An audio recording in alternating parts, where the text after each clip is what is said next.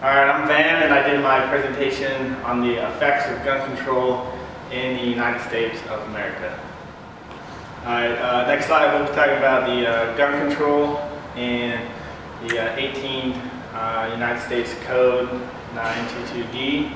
Gun control is a setting of laws that regulate all categories that have to do with guns, from selling, buying, manufacturing, types or models, magazine capacity, etc.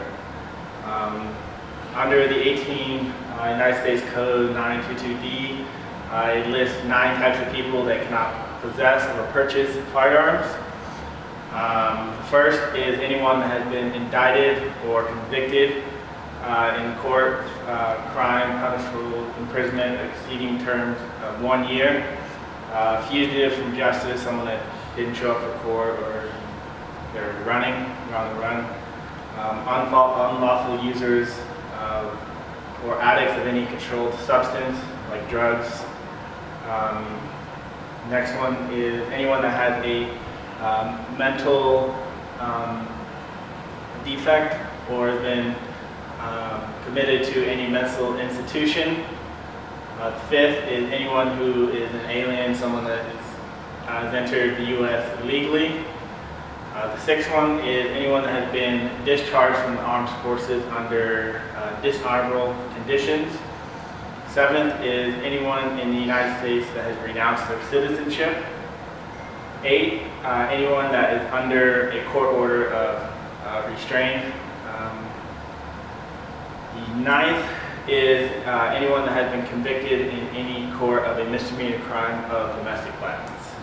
I got a quote by Hillary Clinton after the Charleston shooting at the church.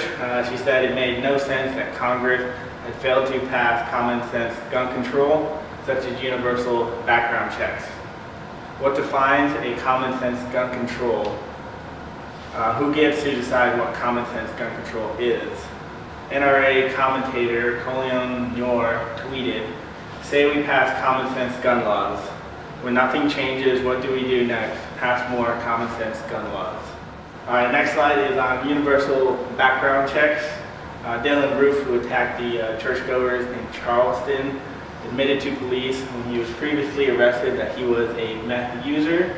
This would have denied him the right to purchase or possess a firearm under the United States Code. The Federal Bureau failed to properly enter this information into their databases.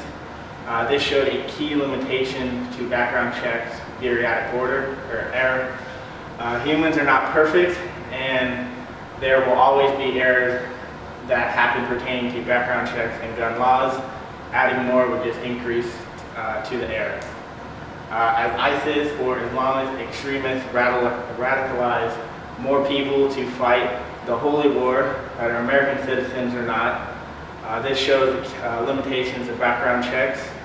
The FBI cannot keep track of every person who leaves the country because they have a Middle Eastern name. Even if they do, many of these people have a plan to commit a brutal crime and will go to any lengths to accomplish their plan. Background checks cannot, and will never stop people who are dangerous and have fallen through the cracks of the system and have no records of disqualifying them from purchasing a firearm. Alright, next slide we'll be talking about high-capacity magazine bans. 8 states in the U.S. have passed laws to ban high-capacity magazines. California, for example, passed a law that handguns cannot hold more than 10 rounds.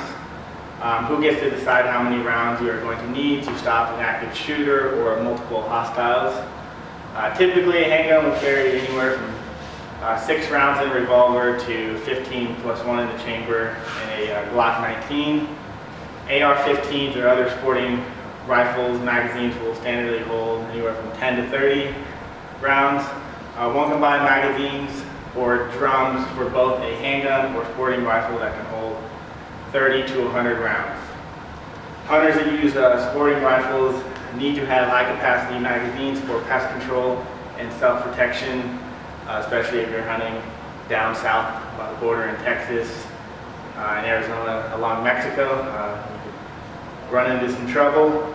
Handgun carriers need to not be limited on the number of rounds they're legally allowed to carry. Studies will never be able to prove that in every situation to protect your life or others, you will need exactly this many rounds to stop an aggressor or multiple aggressors. For example, you have 4 robbers in your house. With you and your family, and your magazine only holds 10 rounds. You incapacitate the first 3 with 3 rounds each. The 4th, you only stun him with the 10th round. Now you have to reload a magazine while the 4th person is coming after you. If you have the proper training, you could get the next magazine in and maybe incapacitate the last threat. If not, your life could end right there just because your state decided to you only needed 10 rounds of the magazine for protection. It is unconstitutional to tell someone how they should be able to protect themselves and others. Alright, next slide, we'll be talking about assault weapons ban. Assault weapons are typically categorized by uneducated gun people that think AR-15, like sport rifles, are killing machines. Assault rifles are often confused with automatic rifles or machine guns, as most people call them. They are assumed assault by categorizing them by looks, names, and grips in the wrong place. Most guns labeled assault weapons are semi-automatic, just like most of your standard handguns, shotguns, and hunting rifles. Machine guns have been very heavily regulated since the National Firearm Act of 1934. Anyone who wishes to purchase a machine gun has to go through a very lengthy background check and lastly be approved by local law enforcement. Since 1986, nobody can manufacture new automatic firearms for the sale to the common person unless you're selling it to law enforcement. Even if you did pass the lengthy background check, you'd be looking around $10,000 plus. Most popular semi-automatic guns in America are the Colt 1911, the Ruger 22, Remington shotgun, and the AR-15. Just because a gun has a particular name, barrel cover, stock, pistol grip, or anything else uneducated gun people find scary, it doesn't mean it's a killing machine. Here's a quote from Coble economist John Lowe examined data for the 5 states with assault weapons ban in his 2003 book, The Bias Against Guns. Controlling for sociological variables, and testing the 5 states with bans against the other 45 states, he found no evidence of reduction in crime. To the contrary, the bans were associated with increases of crime in some categories. All right, next slide, we'll be talking about when a new law is passed, what do criminals do? Criminals are people who have committed a crime. A crime is the doing of some wrong act that is punishable law. Theoretically, everyone at one point in their life has broken a law. The most common that you see on a day-to-day basis is breaking the speed limit. Criminals disregard current laws that are already in place to commit a crime. They already disregard laws that are in place that are supposed to keep society safe, so why would some people think the solution to that is making more laws that they will not even think twice about breaking. New laws will only affect people that are law-abiding citizens.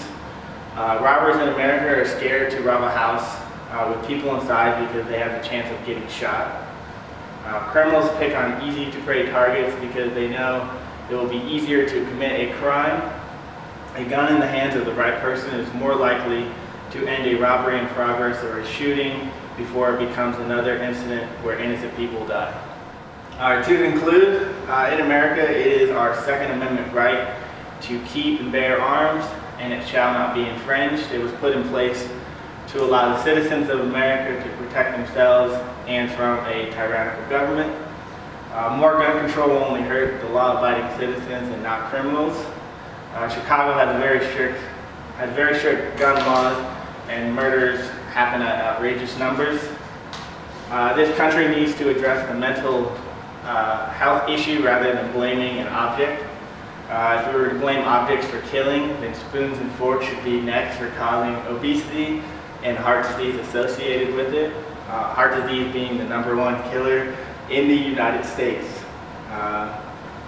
Last point, guns in the hands of the good guys to stop crime is the best way to fight against gun control and crime.